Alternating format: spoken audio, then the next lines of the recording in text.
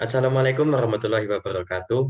Kami mahasiswa Universitas Brawijaya dari Fakultas Pertanian Program Studi Agroekoteknologi akan menyampaikan materi mata kuliah Bahasa Indonesia yang mengangkat tema konsep karya ilmiah dan karya populer serta membaca kritis di bawah bimbingan dosen pengampu Bapak Titis Bayu Widakto, Sarjana Pendidikan Master of Arts.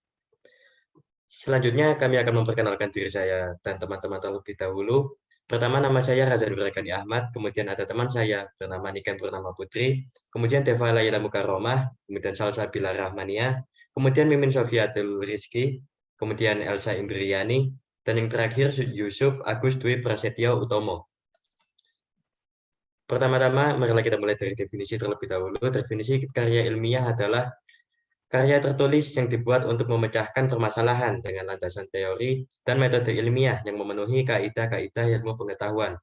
Selanjutnya, definisi dari karya ilmiah populer sendiri adalah karya tulis yang sesuai dengan kaidah ilmiah, namun menggunakan bahasa yang tidak baku dan terkesan lebih santai, sehingga pembaca lebih mudah menangkap informasi di dalamnya.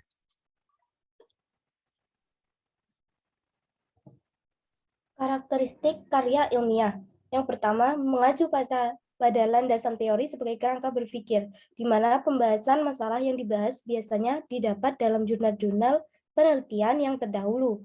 Yang kedua, penggunaan bahasa yang efektif dan efisien, sehingga hanya mempergunakan kata-kata yang penting saja tanpa bertele-tele. Lalu, objektif berdasarkan fakta, di mana informasi di dalamnya selalu apa adanya, yang sebenarnya dan juga konkret.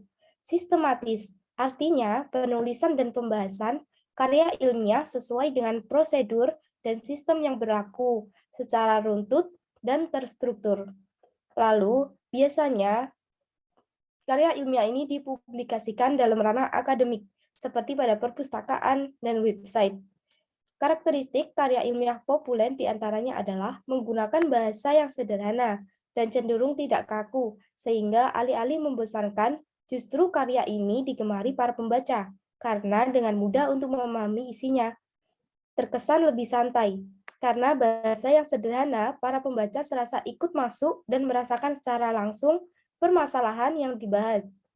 Yang ketiga, penjelasan menggunakan metode bercerita, karena penjelasan di dalamnya diulas sedikit demi sedikit, tidak langsung pada intinya.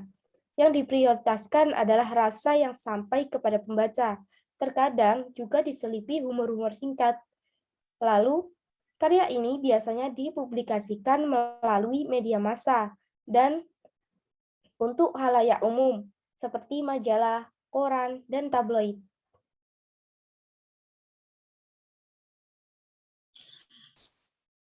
Selanjutnya adalah struktur penulisan dari karya ilmiah dan karya ilmiah populer.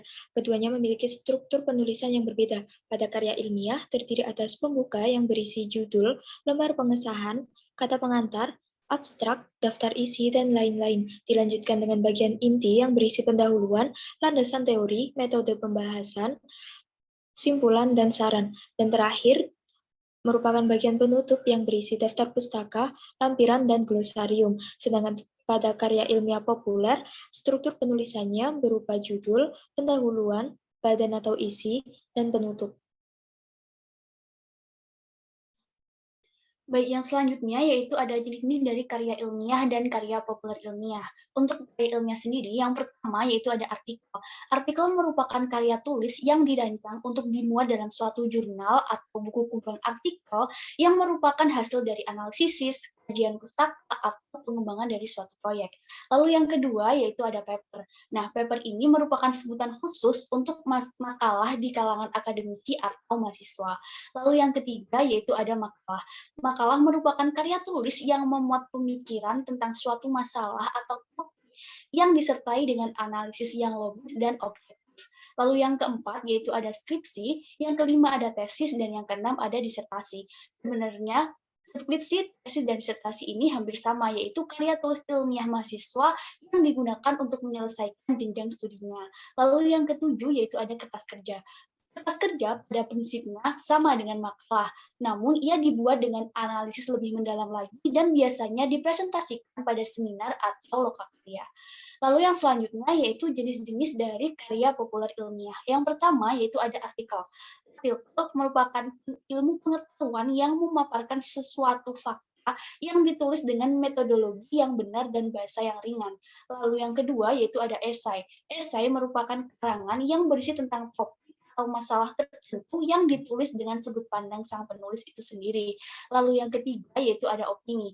Opini merupakan teks yang berisi pendapat, ide, pikiran penulis mengenai topik tertentu. Selanjutnya masuk pada materi membaca kritis, yang mana dapat didefinisikan sebagai kemampuan pembaca mengolah bahan bacaan secara kritis untuk menentukan keseluruhan makna bahan bacaan, baik makna tersurat maupun tersiratnya melalui tahap mengenal, memahami, menganalisis, mensintesis, dan menilai. Adapun ciri-ciri membaca kritis yakni yang pertama, membaca kritis selalu melibatkan tingkat berpikir kritis. Yang kedua, pembaca tidak langsung menyetujui pendapat pengarang. Yang ketiga, membaca karena ingin mencari suatu kebenaran. Yang keempat, selalu terlibat dengan permasalahan gagasan utama dalam sebuah bacaan. Dan yang terakhir, membaca kritis dilakukan untuk mengolah bahan bacaan. Selanjutnya adalah tujuan dari membaca kritis. Tujuan membaca kritis yang pertama yaitu memahami tujuan dari penulis atau pengarang, yang kedua memanfaatkan kemampuan membaca pemahaman dengan kemampuan membaca kritis, yang ketiga yaitu memahami organisasi tulisan ataupun bacaan, yang keempat memberikan penilaian terhadap penyajian penulis ataupun pengarang, dan yang terakhir adalah menerapkan prinsip-prinsip kritis terhadap bacaan. Selanjutnya, ragam membaca kritis ada 4. Yang pertama, membaca teliti, merupakan kegiatan membaca untuk memahami detail gagasan pada teks. Yang kedua, membaca sastra, merupakan membaca yang berhubungan dengan seni, di mana pembaca akan mengaktifkan imajinasi dan kreativitas dari bacaan yang dibaca. Yang ketiga, pemahaman, merupakan kegiatan membaca untuk memahami isi bacaan yang tersirat dan tersurat dalam bacaan. Yang keempat, membaca ide, yaitu kegiatan membaca untuk menemukan pikiran, gagasan, cita-cita pada bacaan. Baik, sekian presentasi dari kami. Nah, terima kasih atas perhatiannya. Kami ucapkan wassalamualaikum warahmatullahi wabarakatuh.